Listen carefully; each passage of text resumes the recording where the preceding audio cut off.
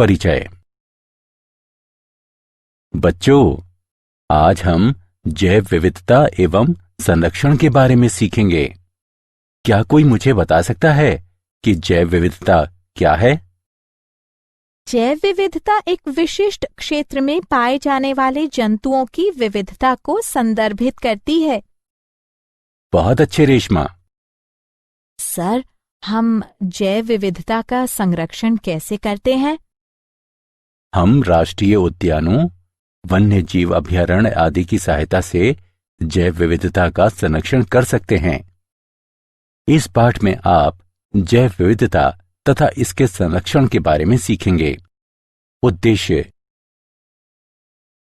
इस पाठ के अंत में आप निम्न करने में सक्षम हो जाएंगे।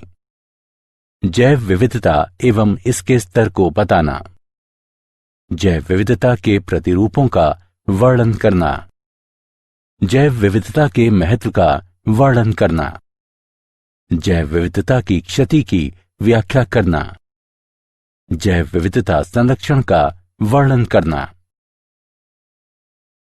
जैव विविधता: जैव विविधता को दिए गए समय में दिए गए स्थान पर विभिन्न प्रकार के जीवों की विस्तृत श्रृंखला के अस्तित्व के रूप में परिभाषित किया गया है।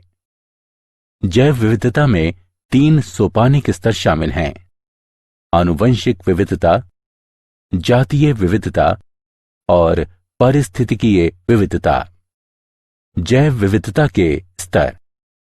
आनुवंशिक विविधता: एक जाति के भीतर मौजूद आनुवंशिक भिन्नता आनुवंशिक विविधता कहलाती है। आनुवंशिक भिन्नता अलील में, पूरे जीन में या गुणसूत्रीय संरचना में हो सकती है। जातीय विविधता: जातीय विविधता के 2 महत्वपूर्ण मापदंड हैं। जाति प्रचुरता: इसे प्रति इकाई क्षेत्र जातियों की संख्या के रूप में परिभाषित किया जाता है। जाति संतुलितता: ये सापेक्ष प्रचुरता को संदर्भित करती है, जिसके साथ प्रत्येक जाति को एक क्षेत्र में दर्शाया जाता है। पारिस्थितिकीय विविधता: पृथ्वी पर पाए जाने वाले विशिष्ट जैविक समुदायों की विविधता पारिस्थितिकीय विविधता कहलाती है। पृथ्वी तथा भारत में कितनी जातियां यानी स्पीशीज हैं? International union for conservation of nature के अनुसार पादप तथा जंतु प्रजातियों की कुल संख्या 1.5 मिलियन से अधिक है। जीविका, स्वास्थ्य, कल्याण तथा मनोरंजन हेतु मनुष्यों के लिए जैव विविधता बहुत महत्वपूर्ण है।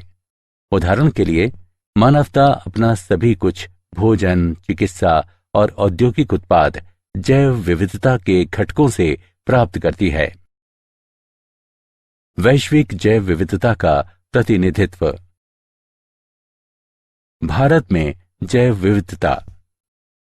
संसार के 12 महाजैव विविधता वाले देशों में भारत भी एक है। भारत का भूमि क्षेत्र केवल विश्व का केवल 2.4% है। इसकी वैश्विक जातीय विविधता 8.1% है। भारत में पौधों की 45,000 जातियां तथा जंतुओं की 90,000 से 1,00,000 जातियां हैं। वास्तव में अभी कई जीवित जातियों की खोज तथा नाम दिए जाने की आवश्यकता है। जैव विविधता के प्रतिरूप। अक्षांशीय प्रवणता। जैव विविधता पृथ्वी पर एक समान नहीं है। ये अक्षांश या ऊंचाई में परिवर्तन के साथ साथ बदलती है। जब हम उच्च अक्षांश से निम्न अक्षांश की तरफ बढ़ते हैं तो जैव विविधता बढ़ती है। शीतोष्ण क्षेत्र में पौधों के लिए लघु वर्धन काल के साथ साथ कठोर जलवायु होती है। दूसरी तरफ उष्ण कटिबंधीय क्षेत्र में वृद्धि के लिए वर्ष भर अनुकूल परिस्थितियां बनी रहती हैं। अनुकूल पर्यावरण दशाएं जाति उद्भवन के पक्ष में होती हैं तथा अनेक जातियों के अस्तित्व एवं वृद्धि को संभव बनाती हैं। अतः उष्ण कटिबंधीय क्षेत्र में जैव विविधता अधिक होती है। उदाहरण के लिए उष्ण कटिबंधीय वर्षा वनों में संवहनी पौधों की जातियों की माध्य संख्या प्रति 0.1 हेक्टेयर नमूना क्षेत्र में 118 से 236 तक होती है, जबकि ये शीतोष्ण क्षेत्रों में केवल 21 से 28 जातियों की सीमा में होती हैं। विविधता तथा अक्षांश के बीच इस प्रकार का सहसंबंध अनेक वर्गकीय समूहों के लिए भी पाया जाता है, जैसे कि चींटी, तितली, शलभ और पक्षी आदि। जातीय क्षेत्र संबंध। पर्वत पर जातीय विविधता निम्न से उच्च ऊंचाई तक घटती है। ऊंचाई में 1000 मीटर की वृद्धि के साथ तापमान लगभग 6.5 डिग्री सेल्सियस तक नीचे चला जाता है। अधिकतम ऊंचाई पर तापमान में कमी और अत्यधिक मौसमी परिवर्तनशीलता दो मुख्य कारक हैं जो विविधता को कम करते हैं। जातीय विविधता की अक्षांशी तथा ऊंचाई प्रवणताएं दो प्रमुख प्रवणताएं हैं। हालांकि कुछ क्षेत्रीय तथा वर्ग को संबंधित अपवाद हैं। एक ही समय पर अधिक जटिल तथा विषम भौतिक पर्यावरण क्षेत्र में अधिक जटिल तथा विविध वनस्पति एवं जंतुओं का साथ देता है। जाति प्रचुरता तथा क्षेत्र जिसमें व्यापक भिन्नताएं एक लघु गणक पैमाने पर उपस्थित होती हैं, उनके बीच संबंध एक सीधी रेखा दर्शाता है, जिसे कि नीचे दिया गया है। log s बराबर log c जमा z log a। यहां z रेखा का ढलान है और c y अंतःखंड है। मूल्यांकन। आगे बढ़ने से पहले आइए जानें कि आपने कितना सीखा। सही विकल्प को उठाकर उसके संगत स्थान पर रखें। पारितंत्र के लिए जातीय विविधता का महत्व। समृद्ध जैव विविधता जैव मंडल के स्वास्थ्य तथा देश के जैव औद्योगिक विकास के लिए आवश्यक है। जैव विविधता भोजन, दवा, औषधीय, ड्रग, रेशों, रबर तथा इमारती लकड़ी के स्रोत हैं।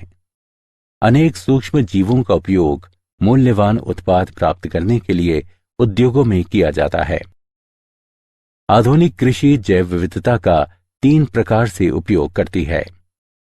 नई फसलों के स्रोत के रूप में, उन्नत किस्मों के प्रजनन के लिए एक स्रोत सामग्री के रूप में तथा नए जैव निम्ननी कीटनाशकों के स्रोत के रूप में।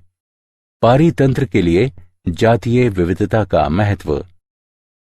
जैव विविधता के अनेक औषधीय उपयोग हैं। कुछ पादप आधारित पदार्थों को मूल्यवान औषधियों में विकसित किया जाता है। मॉर्फिन, जिसका उपयोग दर्द निवारक के रूप में किया जाता है, पेपेवर सोमनिफेरम से प्राप्त की जाती है। क्विनीन, जिसका उपयोग मलेरिया के उपचार में किया जाता है, सिनकोना लेडगेरियाना से प्राप्त की जाती है।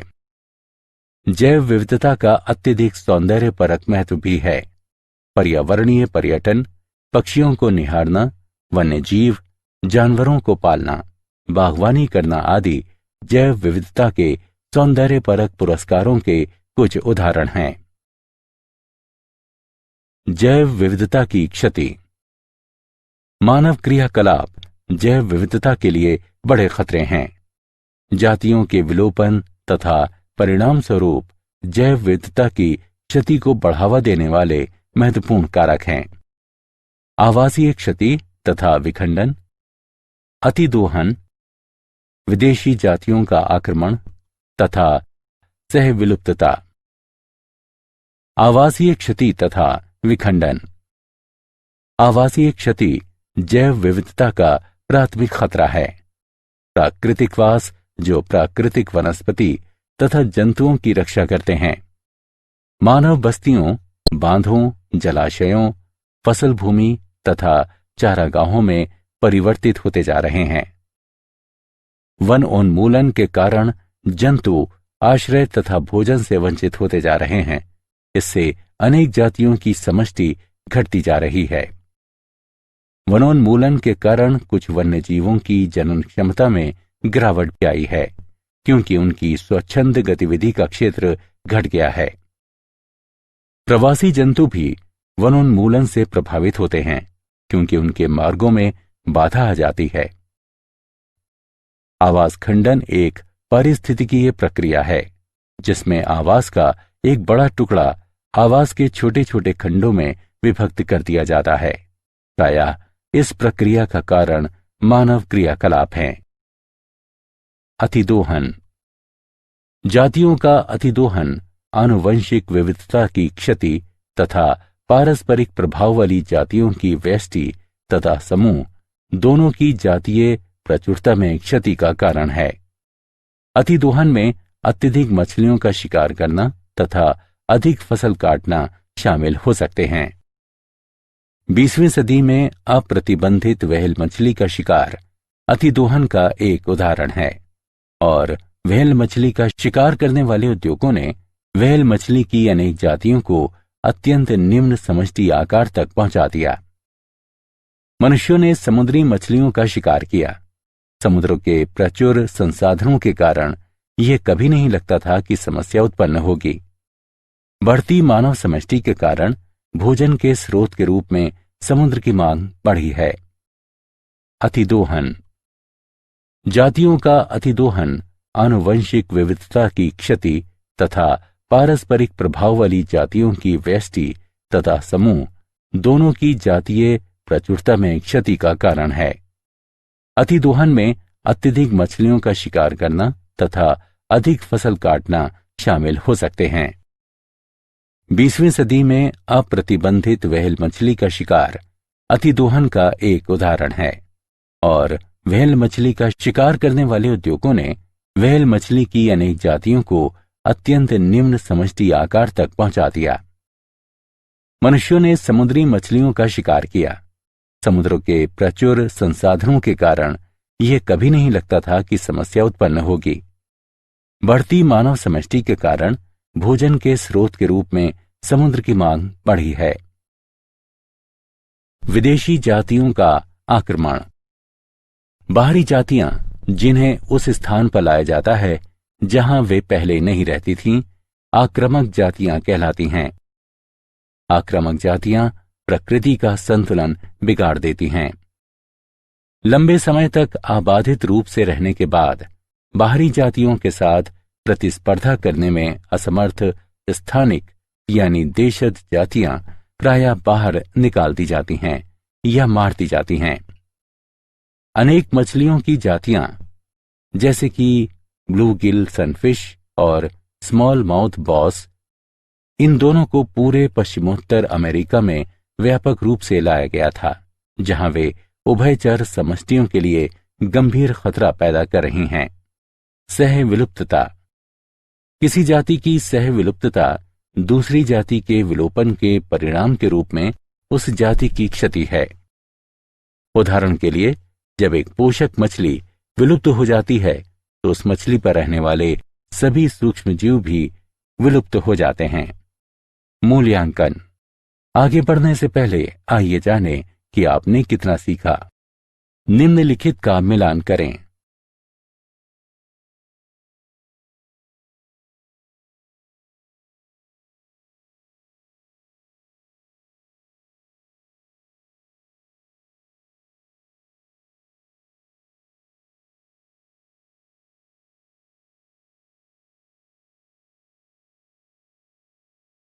जैव विविधता संरक्षण।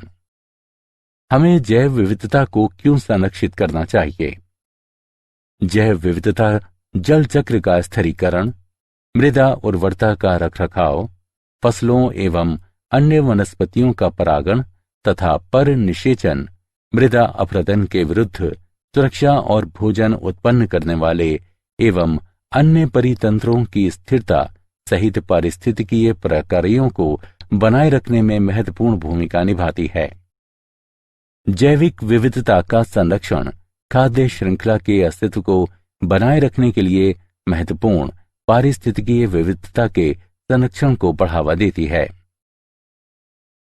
ये कई सौ मिलियन लोगों की आजीविका, संस्कृति और अर्थव्यवस्था के लिए आधार प्रदान करती है। यह कृषि के सतत उन्नयन तथा वैज्ञानिक एवं औद्योगिक क्षेत्रों में महत्वपूर्ण खोजों के लिए आनुवंशिक आधार भी प्रदान करती है। जैव विविधता को हम कैसे संरक्षित करें? भारत समृद्ध जैविक विविधता वाला देश है और इसने वैश्विक जैव विविधता में काफी योगदान दिया है। भारत फसलीय पौधों की 167 खेती की जाने वाली जातियों तथा 320 वन्य संबंधित जातियों का देश है। विभिन्न जैव विविधता प्रबंधन तंत्र स्वस्थाने एवं बाह्य स्थाने दोनों संरक्षण कार्यक्रमों में शामिल हैं। स्वस्थाने संरक्षण में जंतुओं एवं पादपों की उनके प्राकृतिक आवास में सुरक्षा स्वास्थाने संरक्षण कहलाती है।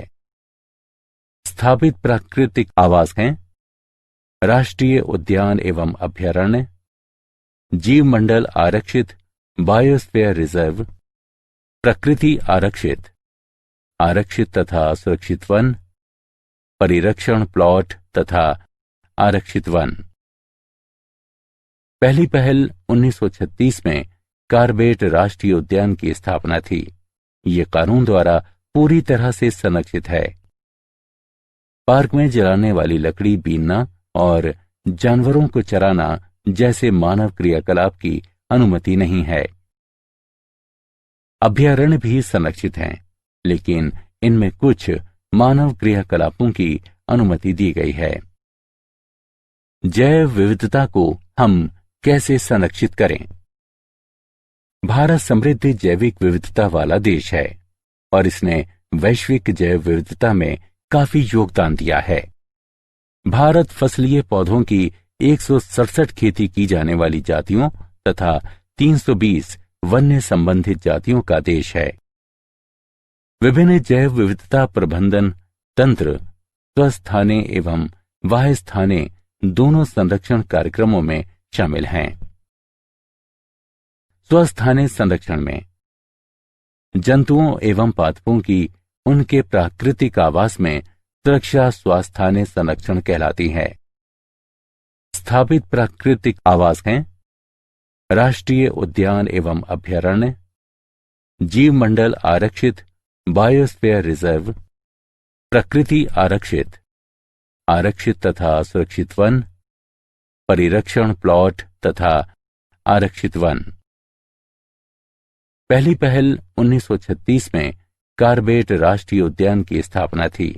ये कानून द्वारा पूरी तरह से संरक्षित है। पार्क में जलाने वाली लकड़ी बीनना और जानवरों को चराना जैसे मानव क्रियाकलाप की अनुमति नहीं है। अभयारण्य भी संरक्षित हैं, लेकिन इनमें कुछ मानव क्रियाकलापों की अनुमति दी गई है। स्वस्थाने संरक्षण जीव मंडल रिजर्व संरक्षित क्षेत्रों की एक अन्य श्रेणी है। उस बड़े क्षेत्र को जीव मंडल रिजर्व घोषित किया जाता है जहां वन्य जीवों की सुरक्षा की जाती है, लेकिन रिजर्व के भीतर स्थानीय समुदायों को रहने और पारंपरिक गतिविधियां करने की अनुमति होती है। भारत सरकार ने 7 जीव मंडल रिजर्व स्थापित किए हैं। नोकरेक, नीलगिरी, नमदाफा, नंदा देवी, सुंदरवन, ग्रेट निकोबार तथा मन्नार की खाड़ी। जैव विविधता हॉटस्पॉट जैव विविधता हॉटस्पॉट पृथ्वी का वह क्षेत्र होता है जहां जैविक विविधता बहुत अधिक होती है और आवास क्षति, जलवायु परिवर्तन या व्यापक जाति क्षति के कारण गंभीर खतरा भी होता है। दुनिया में 34 हॉटस्पॉट हैं। भारत में 3 जैव विविधता हॉटस्पॉट हैं। वे हैं पश्चिमी घाट, हिमालय और भारत बर्मा क्षेत्र। वायस्थाने संरक्षण पादप एवं जंतुओं के वायस्थाने संरक्षण में उनके प्राकृतिक आवास से अलग एक विशेष स्थान पर उनकी सुरक्षा करना शामिल है। उदाहरण के लिए जंतु उद्यान, वनस्पति उद्यान। फसलों, जंतुओं, पक्षियों एवं मछली प्रजातियों के सभी आनुवंशिक पदार्थों को national bureau of plant genetic resources नई दिल्ली तथा national bureau of animal genetic resources आदि के द्वारा संग्रहित एवं संरक्षित किया जाता है। जब हम जाति को उसी आवास पर पुनः लाते हैं जहां से ये विलुप्त हो गई थी, तो ये वायस्थानीय संरक्षण का एक अन्य रूप होता है। उदाहरण के लिए, गंगा नदी में पाए जाने वाले घड़ियालों को उत्तर प्रदेश, मध्य प्रदेश और राजस्थान की नदियों में पुनः लाया गया जहां ये विलुप्त हो गए थे। क्या आप जानते हैं, हमारे माननीय प्रधानमंत्री श्री मनमोहन सिंह ने द हैदराबाद प्लेज की शुरुआत की और कहा कि उनकी सरकार भारत में जैव विविधता संरक्षण हेतु संस्थागत तंत्र को मजबूत बनाने के लिए $50 मिलियन का अनुदान देने का निर्णय लिया है। सारांश। आइए हमने जो कुछ सीखा है उसे संक्षेप में दोहराएं। जैव विविधता को दिए गए समय में दिए गए स्थान पर विभिन्न प्रकार के जीवों की विस्तृत श्रृंखला के अस्तित्व के रूप में परिभाषित किया गया है। जब हम उच्च अक्षांश से निम्न अक्षांश की तरफ बढ़ते हैं तो जैव विविधता बढ़ती है। पर्वत पर जातीय विविधता निम्न से उच्च ऊंचाई तक घटती है। जैव विविधता जैव मंडल के स्वास्थ्य के लिए महत्वपूर्ण है क्योंकि ये भोजन स्रोत के रूप में कार्य करती है और इसका अत्यंत सौंदर्यपरक महत्व भी है। मानव क्रियाकलाप जैव विविधता के प्रमुख खतरे हैं। इसमें आवास क्षति तथा खंडन, अतिदोहन, विदेशी आक्रमण जातियां, सह विलुप्तता शामिल हैं। पादप एवं जंतुओं की उन्हीं के प्राकृतिक आवास में सुरक्षा इन सेतु संरक्षण कहलाता है।